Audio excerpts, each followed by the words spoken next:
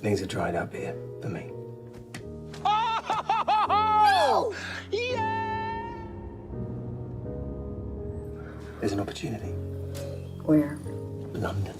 This will be our fourth move in 10 Don't years. look backwards. But money's fine, right? Yeah. Right? Yeah. This is a fresh start. How about this?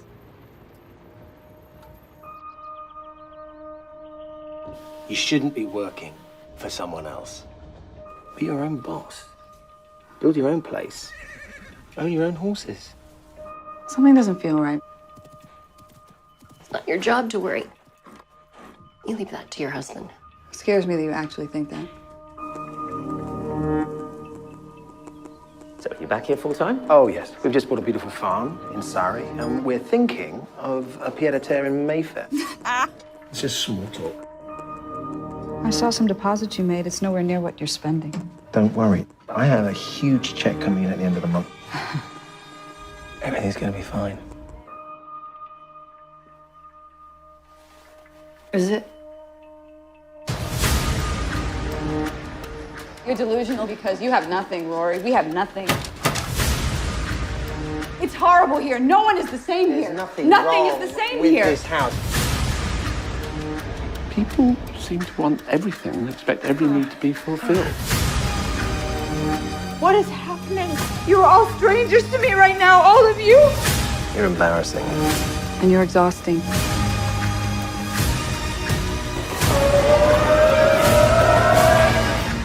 It's what we always wanted.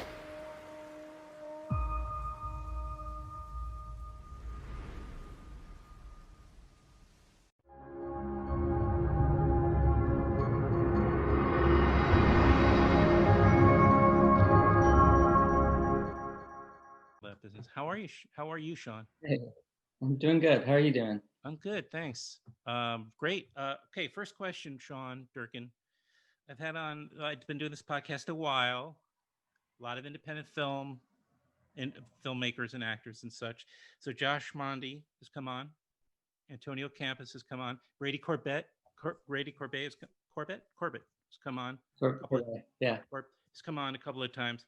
You have not come on till today. So why have you been avoiding this podcast? And let me rephrase. I don't think I've had a movie. I don't think I've had a movie to come on and discuss. That's kind of true. You don't need a movie to come on anytime. Okay. I'm happy to talk to a creative person. Yeah, like the entire Borderline group. I was so looking forward to ultimately getting you on. So this is a great day. Thank you. Thanks for having me. Yeah, and as it turns out, you made a good movie, so even better. Thank you. Thank you. Well, you just said you hadn't had a movie, so obviously you've been doing some episodic work, right? I did. No, I did one miniseries in England. Okay. I did, yeah, so it was a 4-part series that I directed. With Tony Grissoni, the writer. Yeah, we did that. That came out back in 2013. And then I've been, just been working on a bunch of stuff and had a couple films that I thought I was going to make that didn't pan out. And then this. Which is not uncommon for anybody listening or watching. That's not uncommon at all. Yeah, especially trying to make, challenging, interesting work. It's hard to get stuff off the ground and yeah, sure. Let me ask you about that because you brought it up or it came up. It was part of what you've been coping with, let's say, or grappling with in the last bunch of years, is because you were trying to step up budget, maybe cast, maybe just this ambition wise. Was that part of why there was a couple of stumbles and and then ultimately, of course, this film has come out and it's got this really incredible cast. It looks like $1 million. Yeah, I mean, that might be some of it, but not. I don't know. Each project is so specific, and yeah, some are bigger, and that's all. It's obviously it's harder the more expensive a movie is, but that wasn't really, you know, necessarily the case. Yeah, each thing is specific, and you know, the nest really was the one that was most personal to me and the were closest to me, and so I was writing it off and on while doing other things, and it's funny because now I can't imagine having any other film be my second feature. Like, it just feels so right that it is. So it worked out. It did work out. It was worth the wait. It was so satisfying. Now you shot in England with a British cast. You are you are from England, right? I assume you have dual citizenship. We're just talking to Emma about Yeah, that. I was actually from Canada originally, but I've never lived there. Oh, And then yeah, lived in England, and then moved to New York, and so kind of you know, I don't really know what I am. bit well, you're English English, bit speaking. American. Where in Canada were you, by the way, when you were born? Where was that? British Columbia. Okay, so there is at least English speaking trajectory here. If Yeah. and then you what you did you and then you, I guess, spent your formative years in the UK. Is that what you're saying? Yeah. And then I moved to New York when I was like 11. Oh, I see. So no, actually, it sounds like maybe your somewhat informative years were here. I thought you came Yeah. here for school, NYU. No, I moved here. Yeah, I moved here when I was a kid, and spent, you know, most of my life in New York. Yeah, I moved to the city when I was 11, and yeah, and then I went away for school, but came back to at NYU, and then I lived there in my 20s, and then yeah. When did what did your parents do? And like that because obviously you were in tow, so. Yeah, actually very similar. Not quite similar, but not exactly the same, but similar fields to actually Rory and Allison in the Nest. Very good. Yeah. So so you're saying this is kind of based on, did your parents was your father a complicated guy? Could you say? Yeah, I think so. Is it okay to ask, like, go this direction a little bit? Yeah, sure. Yeah. So is he around? He is, yeah. And Yeah. So you wrote this kind of loosely based on your father and mother? I wouldn't say. I would say that it is personal without being completely autobiographical. I think that there was some things in the family setup. The family is very similar to my own family. The difference between my brother, my sister, and I actually have a brother as well. But you know, there's some similarities there. There's the moving, and I kind of reverse engineered it for the film. I moved the other way, and I had, you know, I spent those years in England and moved the other way, and it was actually that moving to New York was a huge positive experience for me, and so I kind of reversed it for the film. But then, you know, it starts out as looking at childhood, but then over the course of writing the movie, I had major life changes, and I got divorced. We dissolved our company of 15 years.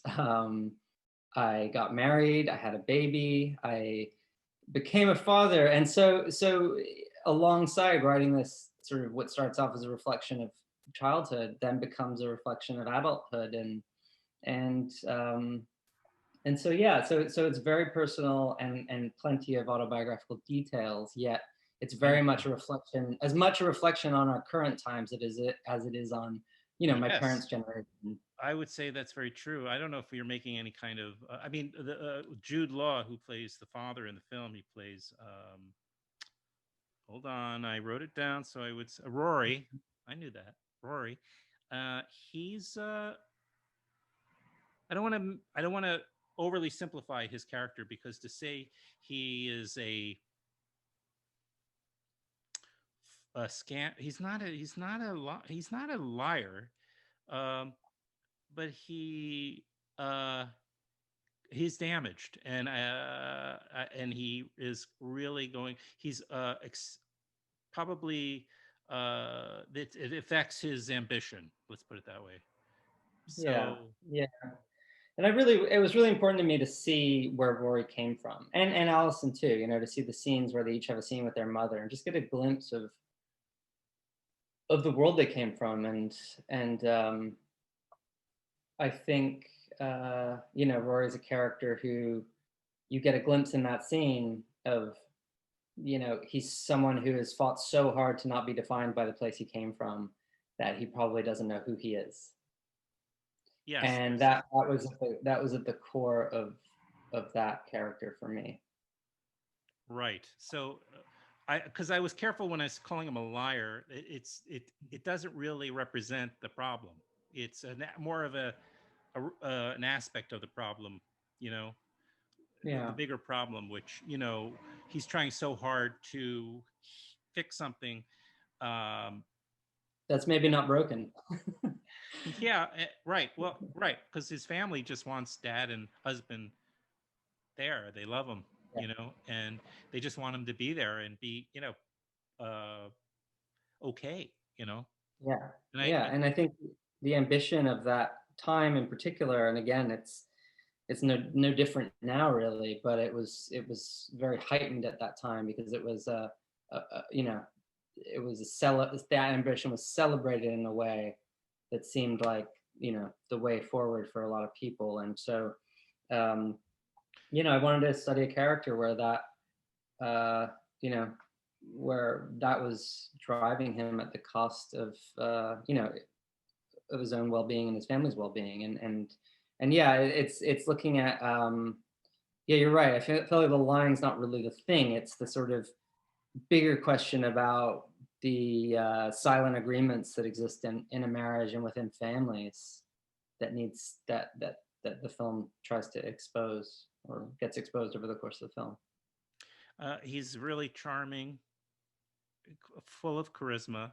It's worked for him for a long time, but things start to crumble, like, you know, usually happens, right? At some point, the debts are coming in. You know, the chits are coming in. We can relate to this. Now, when you mentioned before, I mean, England is especially. I mean, there's a lot of countries like this where you're born into a particular class. It's incredibly difficult to get out of it. Was that why the family does move to the States?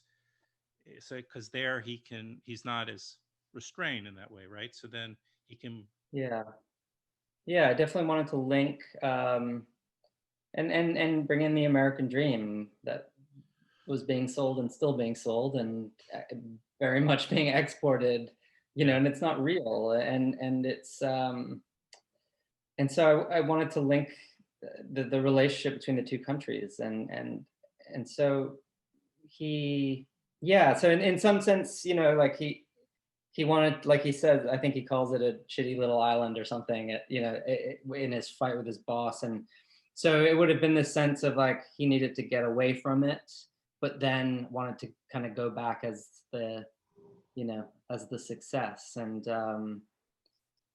again, it's all sort of chasing something that has sort of nothing to do with who he is as a person. It's all about image and ambition and Correct. and this Artifice. Yeah. You know, the obvious sort of tone of the film with your first film, you know, Marcy May Marlene, which I rewatched the other day, actually. Hadn't seen it for 10 years. Is you're taking these, you know, very human stories about, you know, where the central character is struggling with, you know, major conflict and damage, internal psychic damage, I guess you could say. And the overtone that you create is this like horror film tension, but it really is, at the end of the day, you know, just a human situation that many of us are dealing with. So why did you choose it? It's you do that really well, Sean. That particular type of drama, you have a way with that, and it works very successfully. So you're really kind of getting caught up in that tension as a viewer. Thank you.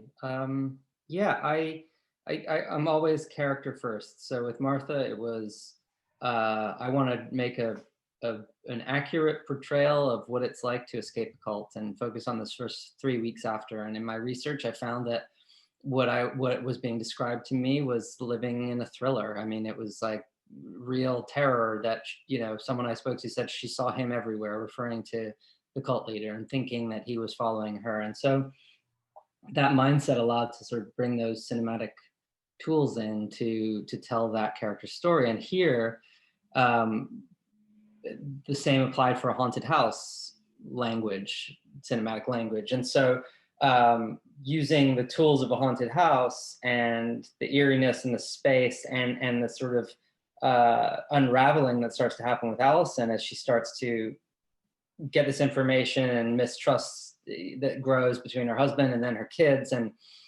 that just naturally came out of the isolation of living in that house and being ripped out of your life, which was, you know, by all means a successful life. You know, they start in a nice place. They're living this life. She is running a business. You know, it's her family is there. There's all these positives, but it's just not enough for him. And so his ambition and his secrets become the ghosts that haunt the family.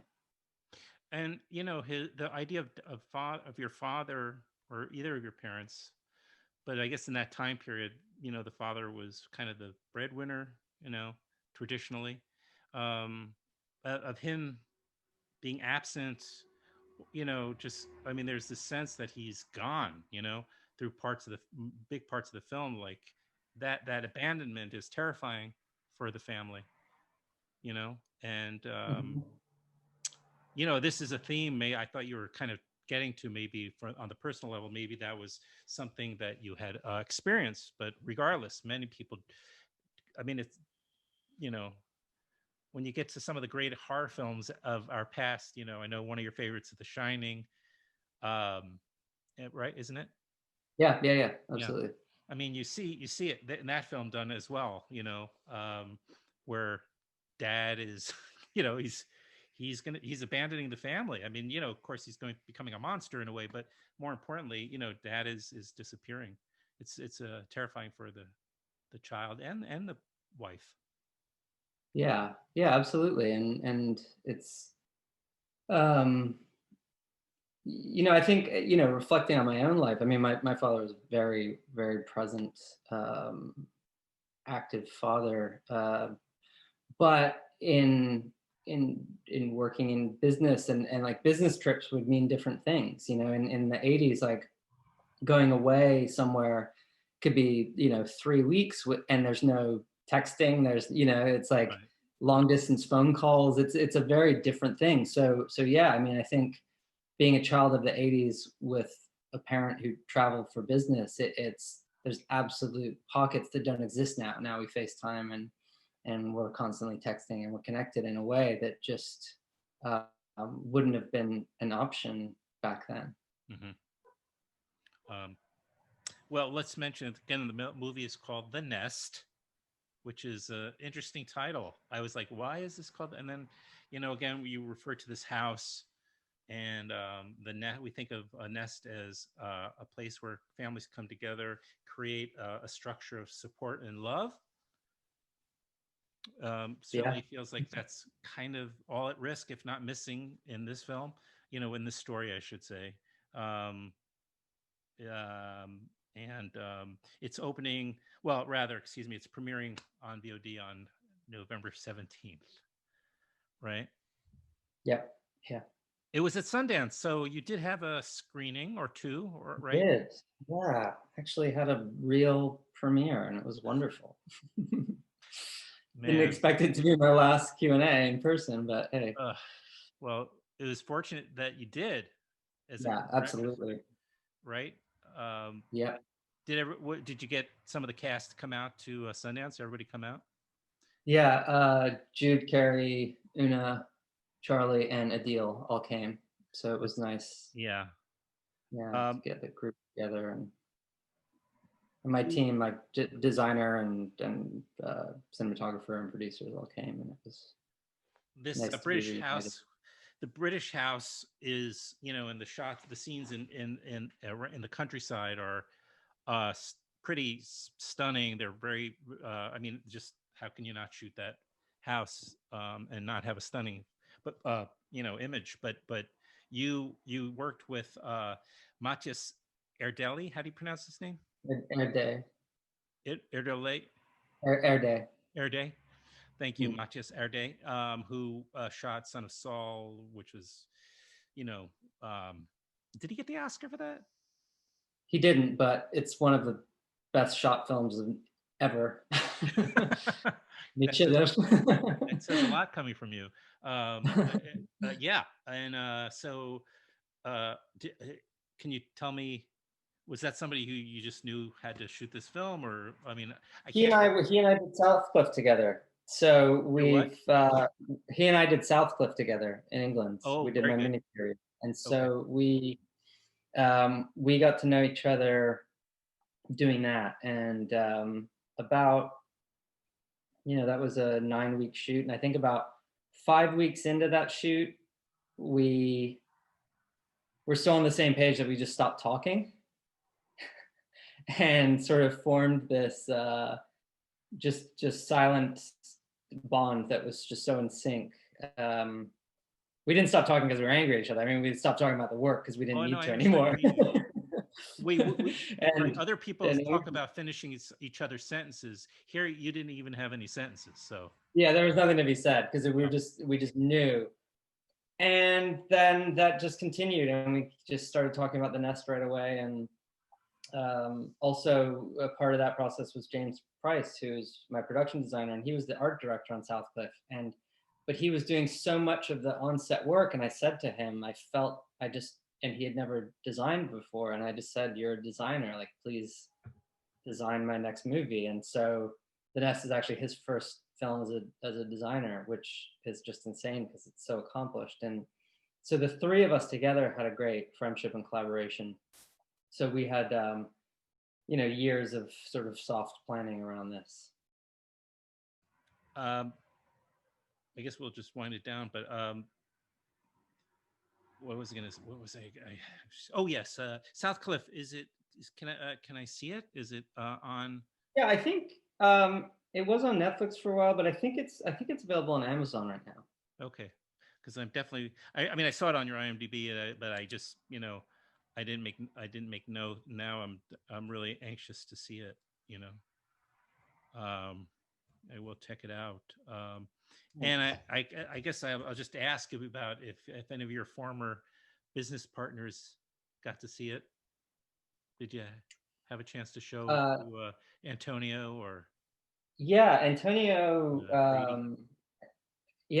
don't know if Brady's seen it yet. Antonio definitely saw some cuts while I was editing. So, yeah. But not sure. And where are you now? Are you in the? I don't remember. Maybe you said. I live in LA. You're in Los Angeles. Okay, very good. Yeah.